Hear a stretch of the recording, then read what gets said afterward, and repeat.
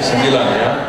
Kita masih ada beberapa poin lagi sebelum menutup acara kita pada hari ini, dan saya ingin bagikan sesuatu yang saya harap akan jadi sebuah tanda, tapi memang tergantung dari cara saudara nanti kelak menerimanya.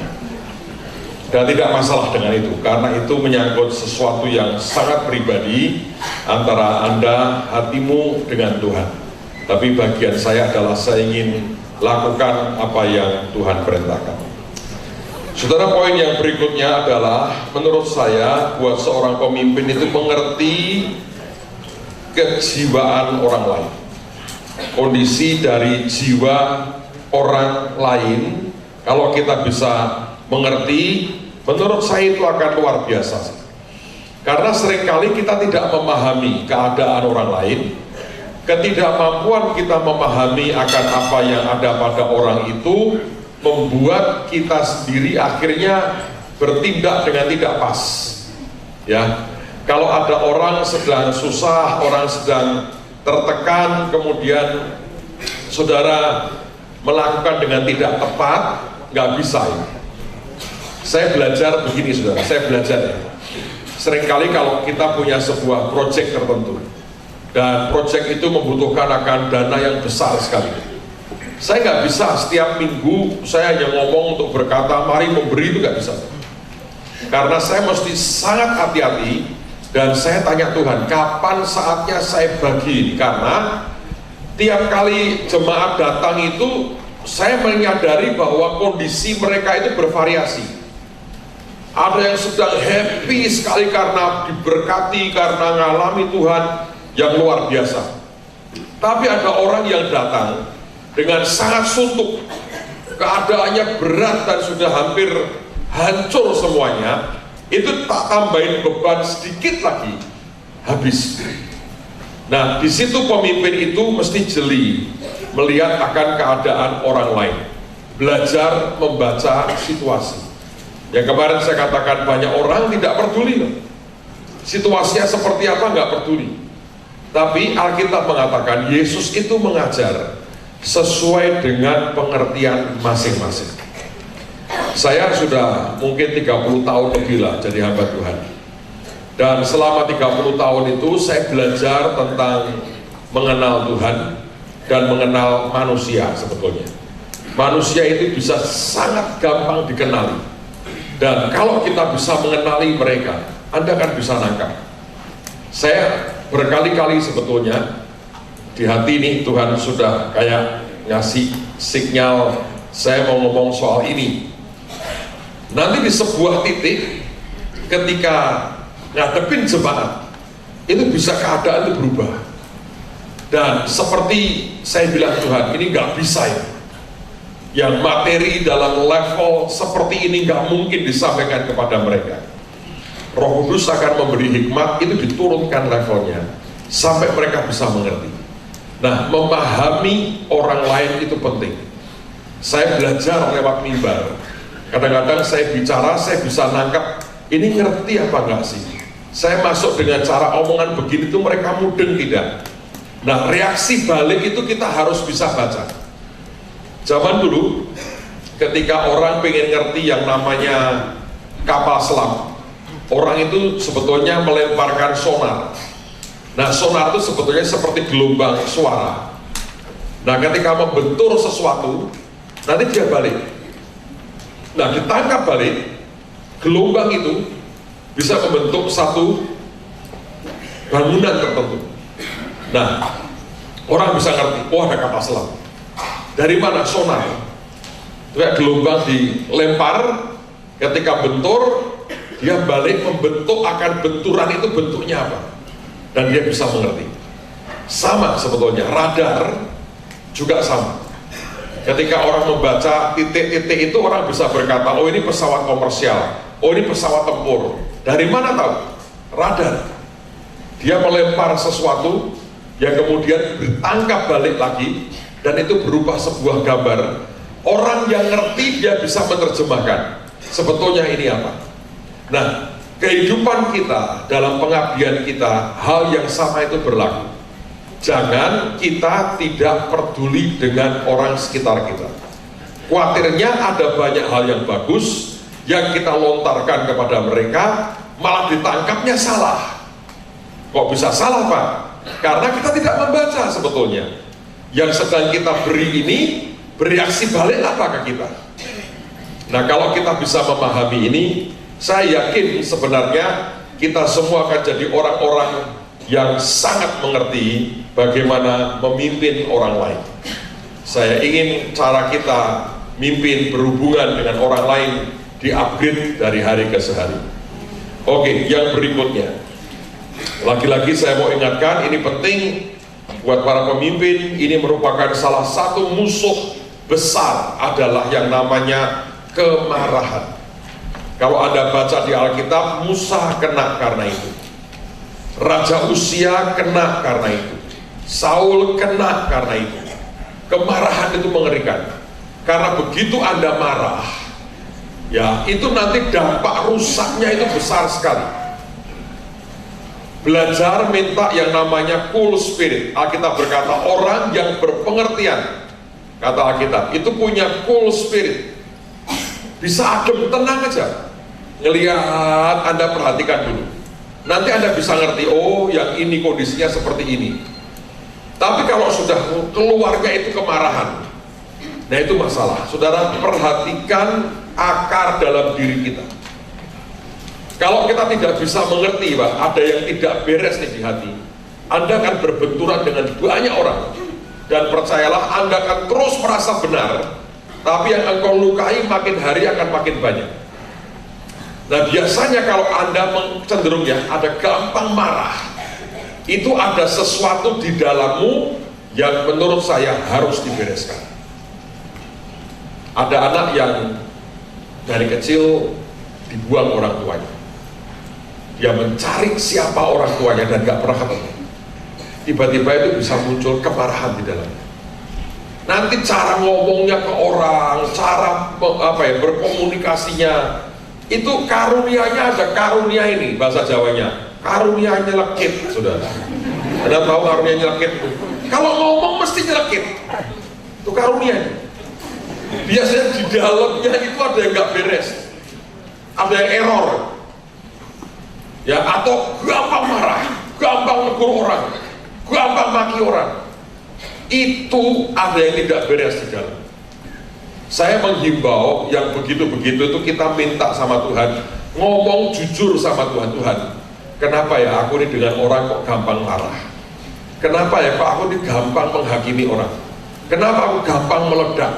Kenapa aku gampang tersinggung? Nah, semuanya itu lagi-lagi saya berkata akarnya di dalam kita. Kalau tidak kita beresi, tidak akan pernah selesai. Jadi saya mengharapkan mari kita kenali diri kita sendiri. Semakin banyak keruwetan, Anda harus pertama-tama ngecek hatimu sendiri.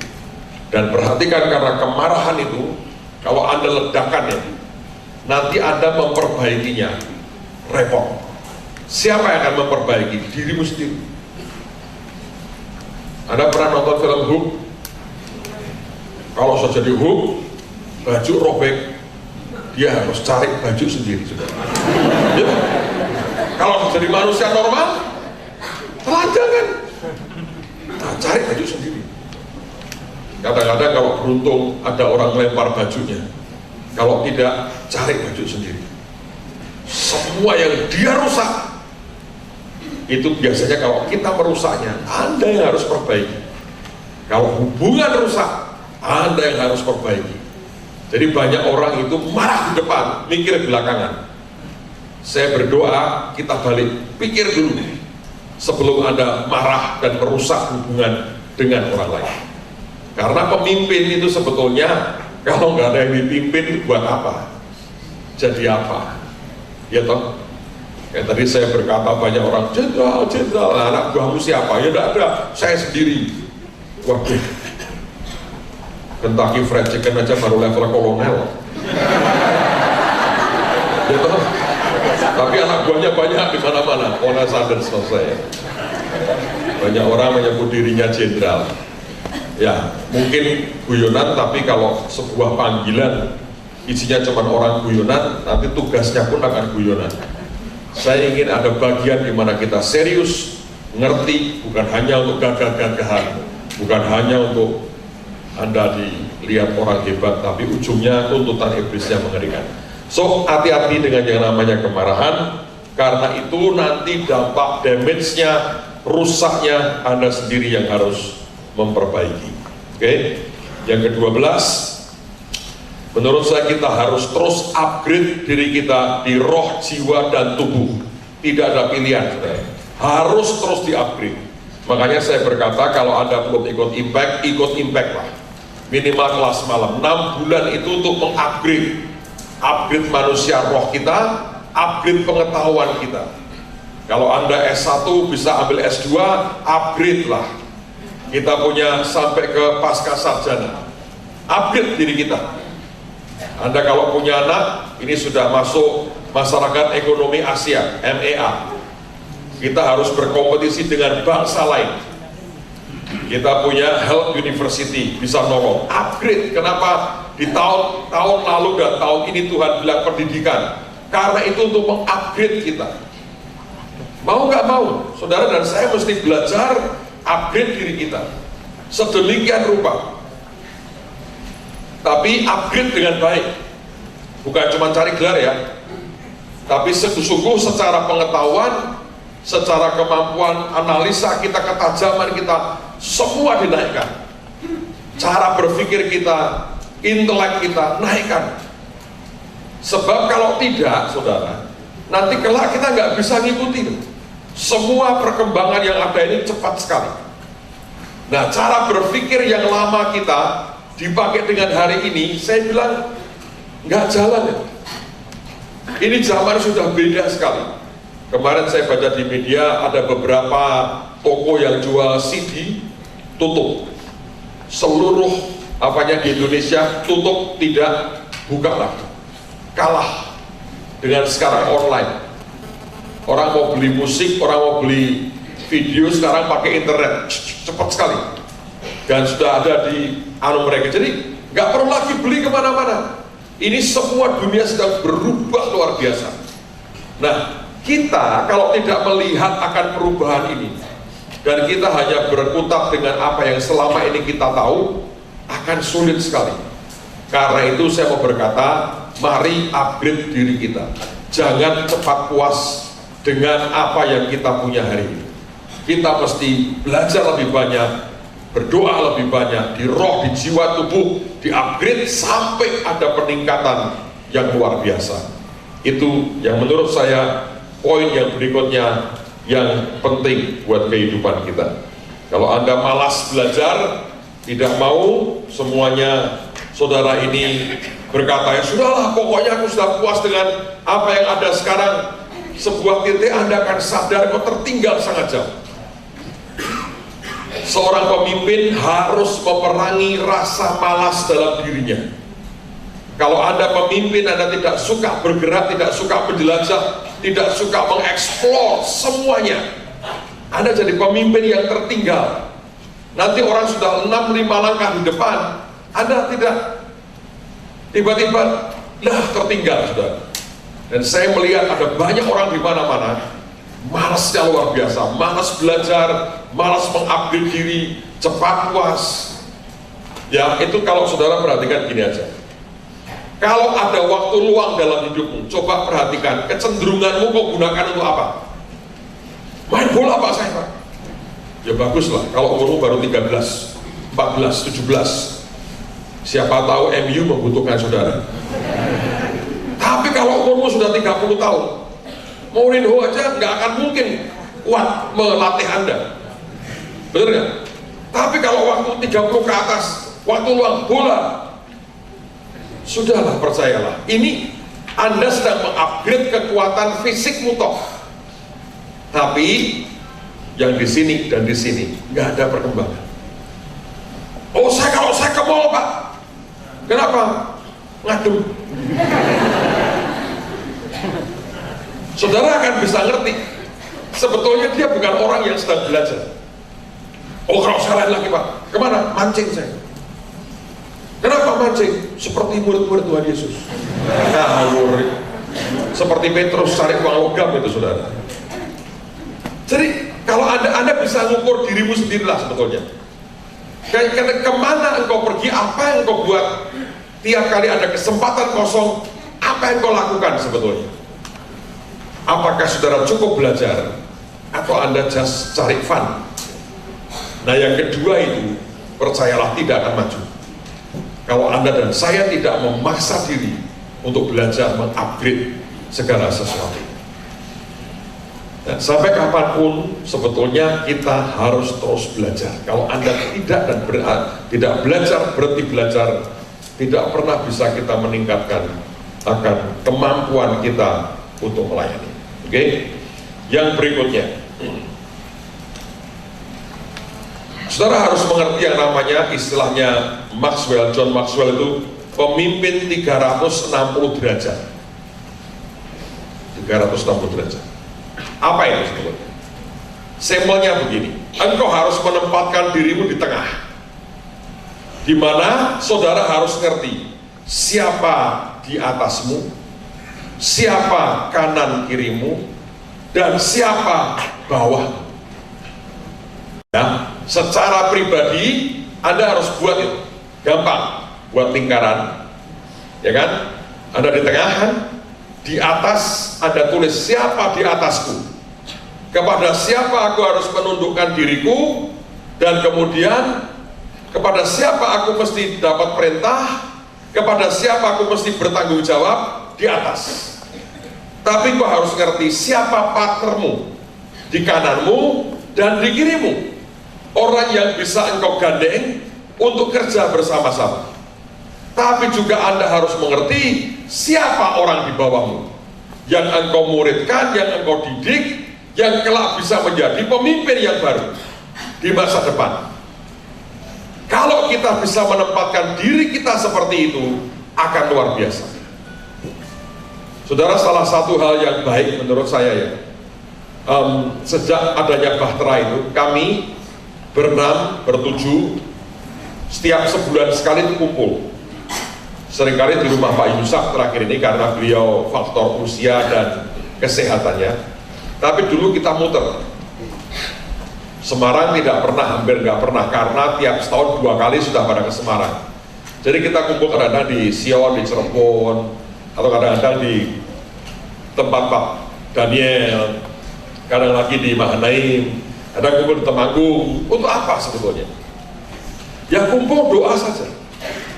Nah, waktu kita doa itulah tempat di mana sebetulnya kita belajar semua dalam penundukan diri. Nah, kalau ada hal yang harus dibicarakan. Kalau ada yang ditegur, ya ditegur.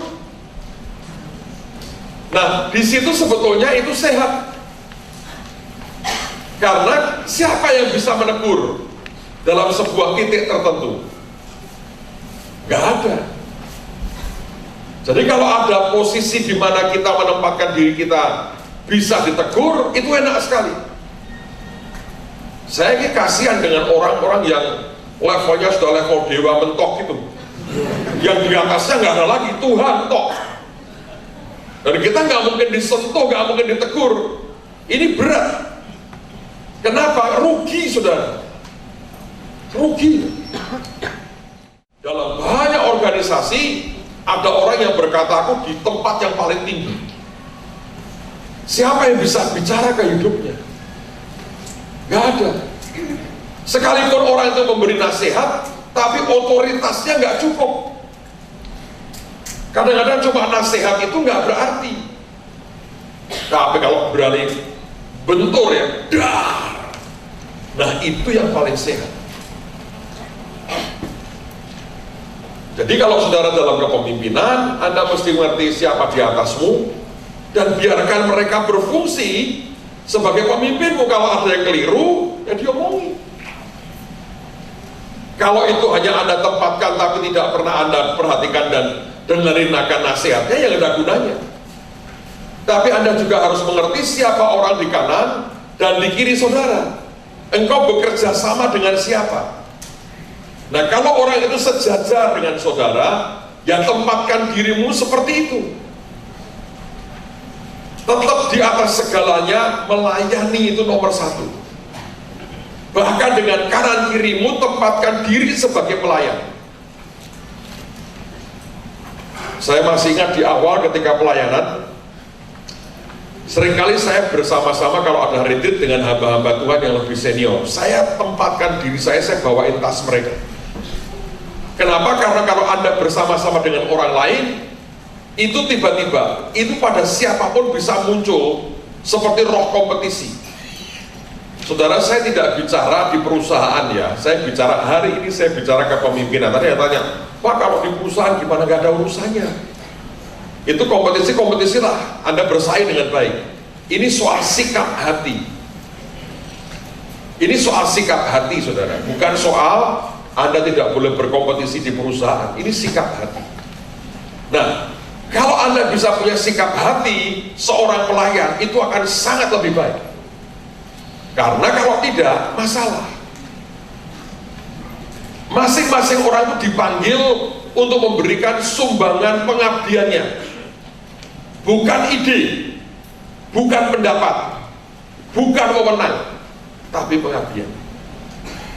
Nah, kalau pengabdian ini kemudian ternyata tidak sesuai dengan yang diharapkan, tarik balik, ganti yang seperti diminta. Tapi kalau Anda berkata ini ide saya, ini wewenang saya, ketika orang menolaknya, Anda pasti marah dan berkata, kenapa ini ditolak? Ini wewenang saya. Jangan pernah keluarkan wewenang di depan. Taruh itu di paling belakang. Berikan yang namanya pengabdian sebelum Anda berkata, gua paling berwenang di sini. Kalau kita punya hati seperti itu, menurut saya akan dahsyat sekali. Semua berlomba-lomba memberikan pengabdian. Dan ingat, kalau Anda berkata, dia kok sepertinya lebih dari kita, ya bagus dong. Itulah kesempatan Anda bisa mengabdi kepada seseorang. Orang sudi, Pak. Nah, itu kemarahan lagi. Kembalinya di sini. Ini sebetulnya pekerjaan yang tidak mudah, saudara. Lalu kepada orang yang di bawah, nah, Anda harus mengerti begini. Ada banyak orang punya yang namanya rasa tidak aman. Tidak aman melihat orang-orang di bawah berkembang dengan cepat, dan dia merasa terusik, takut satu hari akan tersingkir. Saudara, tidak ada orang menyingkirkan kita. Tuhan yang menempatkan kita di mana yang Dia mau. Ketika Anda melihat orang-orang di bawah saudara diberkati, diurapi lebih dahsyat, syukuri itu. Didik, kembangkan, kasih kontribusi Anda supaya dia berkembang dan jadi lebih baik. Gak ada pilihan. Ingat, kita dipanggil tidak berkompetisi dalam hal itu di dalam pelayanan. Kompetisinya itu adalah berikan pelayanan yang lebih baik, kerendahan hati yang lebih baik, pengabdian yang lebih baik. Bukan soal cari nama dan cari keuntungan. Di dunia Anda boleh berkompetisi, tujuannya cari nama, cari untung. Di pengabdian ke Tuhan tidak boleh, karena itu murni adalah pengabdian, dan itu pelayanan kita, penyembahan kita. Di atas, dengan yang di atas, kita berikan pengabdian kita, ketaatan kita, support kita, dukungan kita. Dengan orang sekitar kita bergandeng tangan, kita kerjasama dengan baik. Jadi orang yang sangat helpful untuk orang lain. Dengan mereka yang di bawah, angkat mereka, supaya setidak-tidaknya sama dengan Anda, kalau bisa lebih baik dari kita. Kalau saudara bisa seperti itu, akan lahir para pemimpin yang ajaib di masa mendatang. Amin, saudara. Oke, berikutnya dengan cepat. Ini penting, belajarlah akan prinsip ini, bahwa semua itu ujungnya tergantung Tuhan. Hidupmu, matimu tergantung Tuhan. Saudara, banyak orang ini karena hidup sudah terlalu lama ya, atau kurang lama mungkin. Sekarang Anda lupa bahwa anytime itu Anda bisa mati. Anytime. Setiap saat itu Anda bisa hancur. Ngerti gak sih? Apa yang dibangun berabad-abad, misalnya, kalau dia bilang selesai, runtuh. Nah, kesadaran itu tuh sebenarnya kurang. Karena itu orang berani bermanuver, orang berani memanipulasi, orang berani sikat sana sikat sini, orang berani tipu sana tipu sini, orang berani curang sana curang sini, orang berani curi sana curi sini dengan tenang, sebab dia tidak punya kesadaran bahwa anytime dia bisa menghadap yang maha kuasa. Orang itu bisa hancur sekejap, saudara. Orang naik itu butuh waktu. Orang bisa hancur itu sekejap. Kesadaran itu akan membuat Anda itu punya namanya takut akan Tuhan. Tapi kalau itu tidak disadari, sepertinya Anda akan terus hidup, kata Khairul Anwar, 1000 tahun lagi. Nah itu orang berani semau-maunya itu, nindas orang semaunya, licik kerjaannya, main goyang sana goyang sini seperti ular. Saya kadang heran, kok ada ya orang yang cara mikirnya begitu? Sebab tidak ada takut akan Tuhan. Serius. Saya ini belajar berkali-kali dalam kehidupan. Kalau bukan Tuhan itu habis. Saya masih ingat, saya bahkan belum full time, saya masih kuliah. Saya habis doa dengan teman-teman di Bukit Doa. Saya mau menyeberang ke rumah yang didiami almarhum Pak Samuel Elkanawak itu di Ungaran. Saya nyeberang jalan raya ini. Kami berempat, saya yang paling ujung sebelah kiri, menyeberang. Saya nggak tahu bagaimana, tiba-tiba kaki saya mau melangkah mendahului sebelah saya. Tiba-tiba teman saya tarik saya dengan kaget, saya tarik dengan keras. Begitu ditarik, itu ada mobil seperti elf gitu, persis di depan kelas saya. Wes, spionnya. Itu kalau nggak ditarik, saudara, mungkin kepalaku pecah. Karena pernah ada orang kejadian seperti itu, pecah kepala. Saudara, siapa detik itu yang menentukan saya masih hidup atau harus mati? Tuhan. Dan saya beberapa kali ngalami dalam hidup saya. Itu saya tahu persis Tuhan, saudara. Tuhan. Nah, banyak orang tidak menyadari itu, sehingga dia berbuat apapun yang dia suka. Hidupnya jahatin orang, nipu orang, memanipulasi, niatnya jahat, manfaatkan ini itu untuk kepentingannya, cari muka. Sepertinya Tuhan tidak ada. Dibilang ada Pak. Kenyataannya toh dia tidak menyadari dan tidak punya takut akan Tuhan. Saudara, kalau Anda ngerti ya, jaringan otak kita ini banyak dan tipis. Itu kebentur kali langsung pikun ya, semua habis, finish. Karena itu saya mau berkata, takut akan Tuhan. Semua di tangannya Dia. Jangan aneh-aneh. Apa yang Dia suruh kerjain. Jangan punya agenda-agenda macam-macam. Tuhan paling tidak suka dengan itu. Dan percayalah, nggak ada yang jadi, ya, saudara. Ujungnya tidak akan jadi apa. Saya tahu beberapa orang sangat cerdik sekali, licik. Jalan ini. Saya bilang, nggak ada gunanya, saudara. Semakin kita terbuka di depan Tuhan, semakin gampang Tuhan beresi urusan kita. Semakin kita berliku-liku, semakin lama. Karena Tuhan harus bongkar hati kita. Terus saya berdoa, kita akan diajari Tuhan lebih banyak lagi. Amen. Ada orang bermimpi ketemu dengan seorang hamba Tuhan, dan sebetulnya dia lagi bentrok dengan hamba Tuhan itu.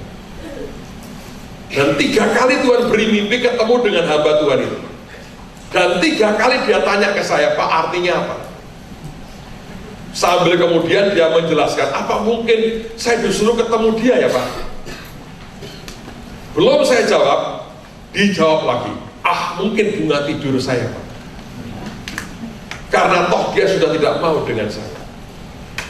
Belum saya jawab, dia berkata, terima kasih Pak, IBU. Itu namanya karepe dewi sudah. 3 kali ngomong yang sama. Saya berkata gini, Tuhan, ini kemunafikan paling mengerikan yang pernah saya lihat. Selama terus begitu saudara, nggak ada perubahan. Ada orang lain lagi, Pak, saya bawa pasukan Pak ke GA Pak. Pasukan saya ini biasa melayani.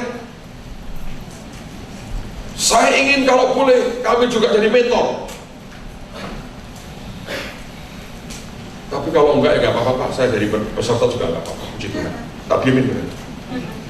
Kenapa nggak berkata gini, Pak, saya belum nggak jadi mentor. Selesai, diputar dulu.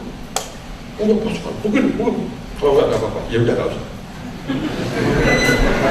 Capek tahu nggak saudara? Ya itu baik-baik, duduk aja. Terima kasih. Ada orang yang nggak pernah bisa sincere gitu loh. Semua diputar, nggak jelas. Itu bukan Tuhan. Itu bukan Tuhan.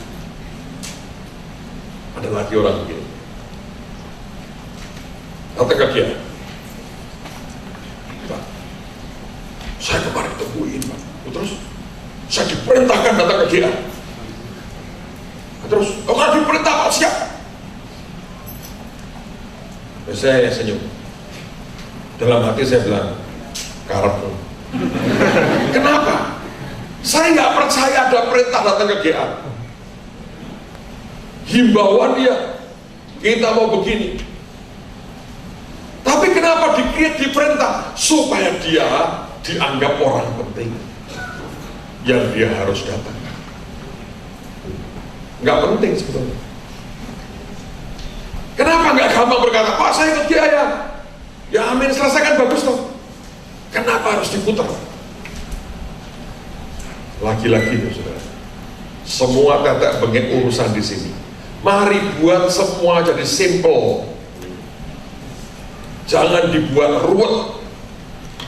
Buat jadi simple. Tuhan akan lebih gampang berurusan healing dengan hati kita. Ya, oke.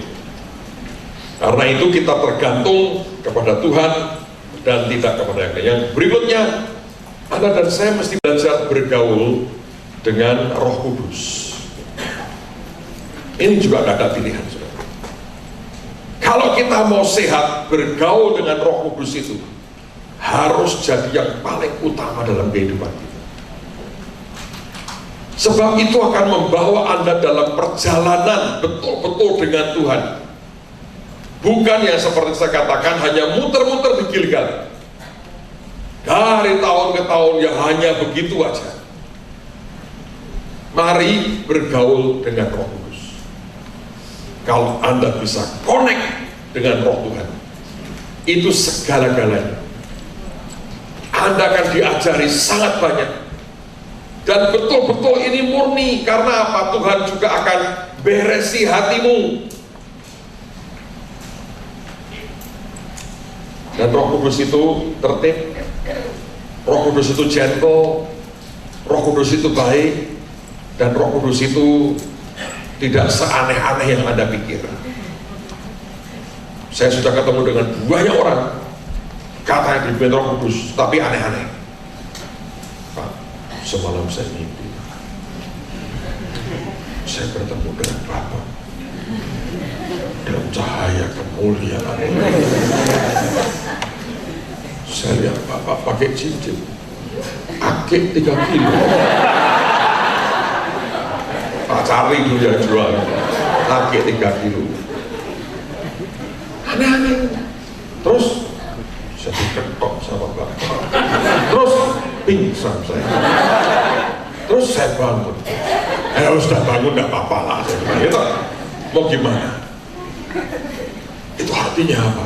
Artinya besok kurang ajar. Roh Kudus itu tidak aneh-aneh. Dia kalau ngomong ke saudara sangat jelas. Dia bukan roh pribadi yang penuh dengan teka-teki, yang sampai Anda bingung. Dia bukan juga Roh Kudus yang memberikan angka-angka yang membingungkan sehingga harus di mistik kayak nalo dulu tuh saudara, tahu nalo judi 56 diwarik 65, pernah ingat itu? Dulu kampung saya tempatnya orang judi kayak gitu. Itu bukan, tidak ada mistiknya sama sekali seperti yang Anda pikir. Itu kreasi jiwa orang sendiri. Dia itu sangat clear, ngomong jelas. Kalau ada orang tanya, itu artinya apa Pak? Sebetulnya dia pura-pura nggak tahu, atau memang bukan dari Tuhan. Makanya nggak jelas. Roh Tuhan itu semua jelas dan buahnya bagus. Saya ingin tekankan soal buahnya. Anda boleh ngomong apapun soal roh Tuhan bicara, kalau buahnya nggak ada, itu yang dulu seringkali punya istilah atau flaky, bukan anjing, flaky, aneh-aneh, dan itu jadi sandungan bagi banyak orang. Kalau ngomong tinggi-tinggi, tapi nggak ada buahnya. Ada orang sudah 10 tahun lebih, sebulan sekali cerita mimpinya. Mimpi naik gunung ini, terakhir gunung Himalaya. Terus saya tanya bulan depan kemana lagi dia? Pasti sampai ke bulan, karena sudah mentok di Himalaya. Tapi semua itu aneh-aneh, dan dia bisa, dan biasanya digambarkan dirinya adalah orang yang urapannya 3-4 kali dari Beni Hill. Gitu. Tapi kenyataannya kacau hidupnya. Nah, buat apa? Roh Kudus yang murni yang tuntun kita, membawa kita, Alkitab berkata, kepada segala kebenaran. Jadi kalau saudara tidak dibawa kepada segala kebenaran, muncul yang aneh-aneh seperti itu dari jiwamu. Dan banyak orang kena, tersandung karena yang seperti itu. Aneh kelakuan. So, sekali lagi saya berdoa, saudara mengerti, mari bergaul dengan roh Tuhan. Bergaul dengan roh Tuhan artinya Anda juga mengizinkan Tuhan membongkar jiwa kita. Semua kita ini ada yang luka di dalam kita. Bahkan saya berkata mungkin semua orang ada cacat di dalam. Dan itu yang harus diberesi, harus dibongkar. Karena itu kalau tidak akan merusak di luar. Ngerti ya saudara? Banyak hal yang menurut saya sebetulnya dari jiwanya sendiri. Ada orang yang hobinya ngomong, kamu begini. Sudah begitu-begitu saudara, terus bingung. Oh nanti kalau sakit hati sama saya gimana? Ya kamu hadapi lah. Tapi Tuhan nyuruh, ya tenang aja, kalau Tuhan nyuruh kamu lah. Kenapa kamu gelisah? Kegelisahan itu karena sebetulnya nuraninya berkata, itu bukan murni dari Tuhan. Kecampuran dengan manusia kita. Nah, proses membuang campuran manusia kita ini butuh waktu. Tapi minimal saya ingin berkata buat saudara, ujungnya orang melihat buahnya seperti apa. Amen, saudara. So, bergaulah dengan Roh Kudus dan semuanya akan luar biasa. Dan saya pikir saya sampai pada poin yang terakhir, poin yang ke-16. Saudara sekalian, seorang pemimpin butuh kemampuan untuk membuat mapping, pemetaan. Saya pernah berkata kita perlu namanya spiritual mapping, secara pribadi maupun pelayanan. Secara pribadi itu Anda mesti membaca peta Tuhan. Oh, Tuhan itu sedang begini. Atau dalam skala lebih kecil seperti ini nih. Pelayananku di depan Tuhan itu di sini. Dan aku di sini. Itu adalah personal mapping, spiritual personal mapping. Tapi Anda juga harus buat spiritual mapping untuk peperangan rohani.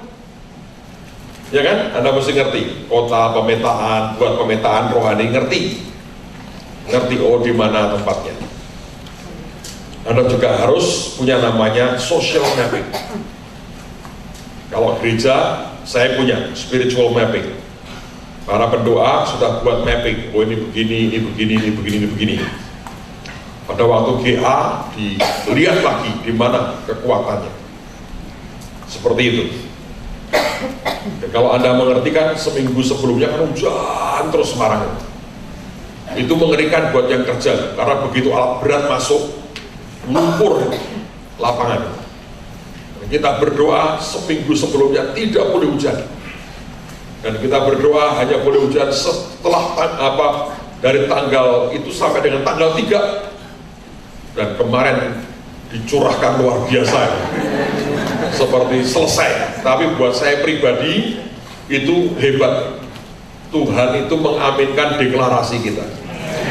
Kering sampai dengan tanggal 3. Dulu saya pernah belajar dalam hukum dagang itu, kalau sampai dengan itu beda. Kalau sampai dengan tanggal 3, di tanggal 3 itu terakhir. Dan betul kan, tanggal 3 kemarin hujan kayak begitu. Tapi saya sempat mendoakan Tuhan, tanah masuk ke kebanjiran, yang di bawah kasihan Tuhan jangan kebanjiran, karena rumah nggak mungkin kebanjiran. Nah, saudara sekalian, kalau saya lihat kita perlu buat spiritual mapping. Di GA ada peristiwa menarik sekali. Ibu ini ngomong gini, ini kok masih lihat dua roh ya. Satu roh semar, satu roh ular putih. Wah, saya bilang, ini semar apa meneh ya. Terus saya ingat dulu waktu kecil kan saya suka nonton wayang. Semar itu senjatanya untuk serius. Bukan karena Pak Hasto di tengah ya sih nggak ada potongan ya, oh ya gitu. Semar itu harus gitu. Terus saya minta bukain lagi peta Semarang. Saya lihat lagi, wah ini bener. Kalau lihat peta itu seperti Semar lagi mungkur gitu. Saya bilang kalau dia kentut itu bagian mana yang keluarnya, atau lihat itu ngarah ke arah Kendal. Terus ada yang memberitahu, Pak, di kota ini ada orang nyembahnya roh. Terus saya bilang, Tuhan, aku harus gimana? Dia bilang, datangin, perangin, bawa beberapa orang. Pergilah saya dengan beberapa orang sana. Aneh sekali. Orang yang lakinya sudah meninggal, gak nyembah. Istrinya, istrinya itu nama Chinese-nya adalah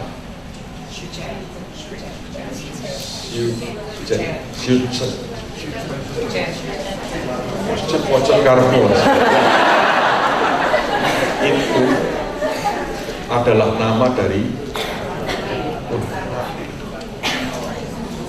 bisa suami istri. Itu peperangan. Begitu kita perang di situ, terus sorenya masih hujan. Tapi pada waktu sebelum berangkat Tuhan ngomong sama saya, yang Ungaran adalah kita. Tapi saya minta Bu Tete sama waktu ujian beres dia. Mereka berangkat ke Ungaran. Selesai Ungaran diberes. Selesai. Perang terus sampai dengan tadi malam itu dahsyat sudah. Dan selesai. Itu spiritual mapping. Anda mesti punya. Kalau nggak percaya ya gurunya sendiri. Karena sebetulnya itu bisa di mapping begitu. Tapi gereja juga punya namanya social mapping. Kita ini sebetulnya ngerti siapa tokoh-tokoh masyarakat di Jawa Tengah ini terutama.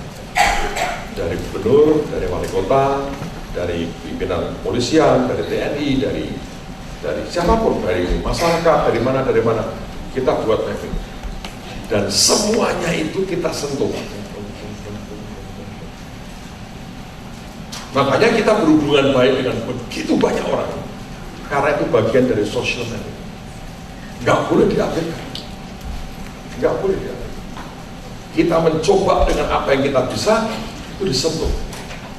Karena istilahnya ini, ada orang berkata, 1000 kawan terlalu sedikit, 1 lawan terlalu banyak.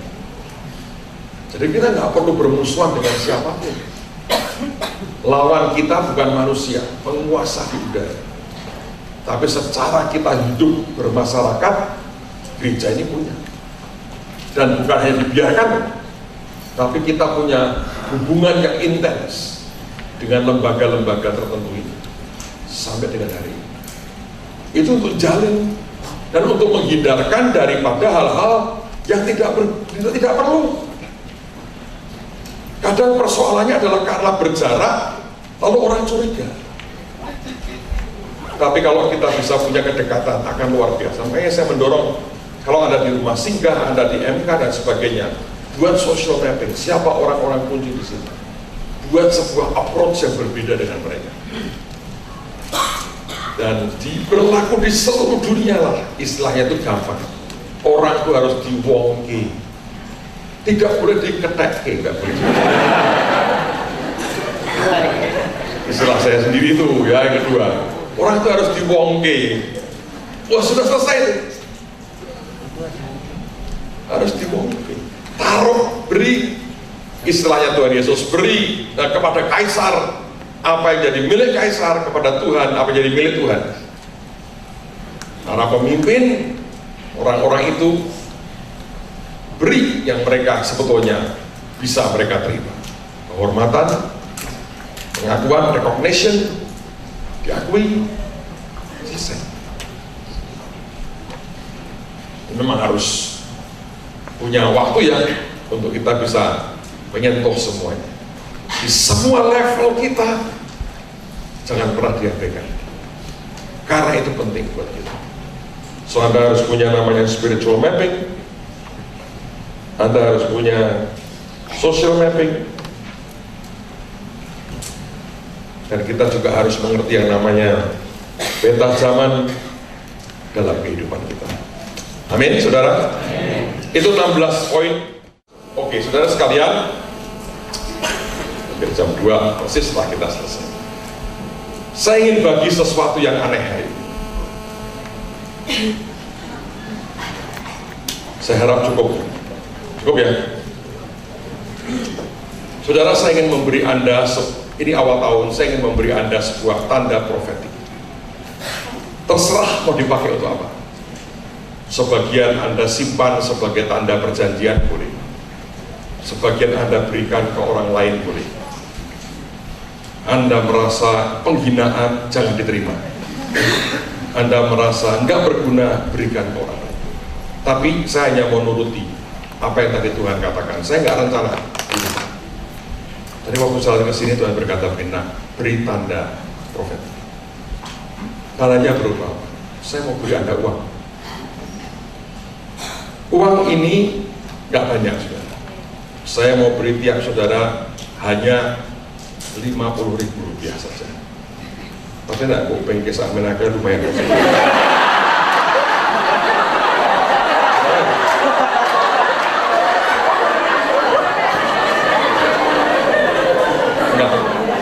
Kenapa begitu? Kenapa kok enggak 100.000 Pak? Orang cukup, kita tahu. Ada tandanya. Pertama, ini uang. Dan saya mau sepakat dengan saudara, itu tanda sepanjang tahun ini dan seterusnya. Hidupmu akan diberkati. Tidak ada orang miskin di tengah-tengah. Tidak ada orang yang kekurangan. Yang kedua, angka depannya 5 adalah angka anugerah. Hidup bukan karena kekuatan kita, tapi karena anugerah. Amen. Yang ketiga, 0-nya 4. Tanda tanggung jawab. Tanda Anda harus memberitakan Injil Matius, Markus, Lukas, Yohanes. Semua ada tanda profetik. Warnanya biru, mempelai senang, tanda iman dan kesetiaan. Cuma gambarnya belum Tuhan Yesus.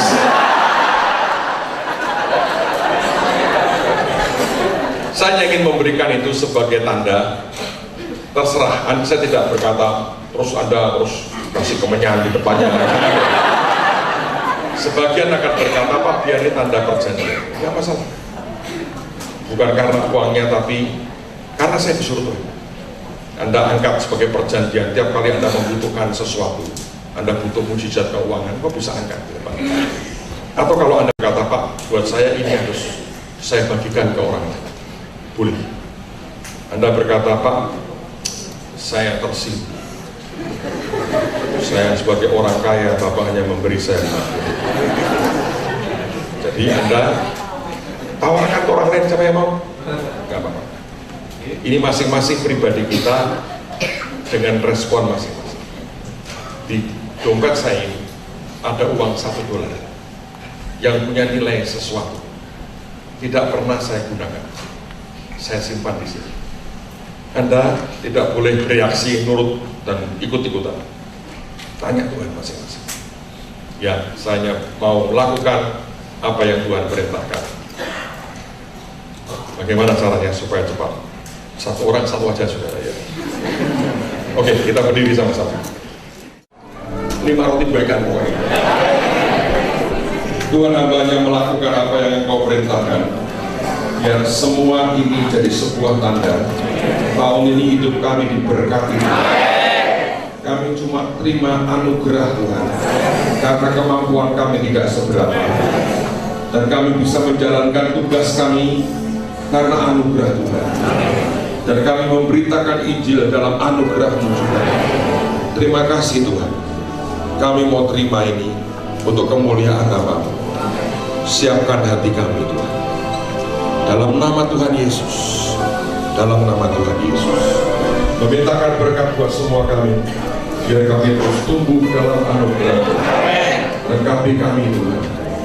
Jadi para pemimpin yang tahu bagaimana mengabdikan hidup kami hanya untuk Yesus.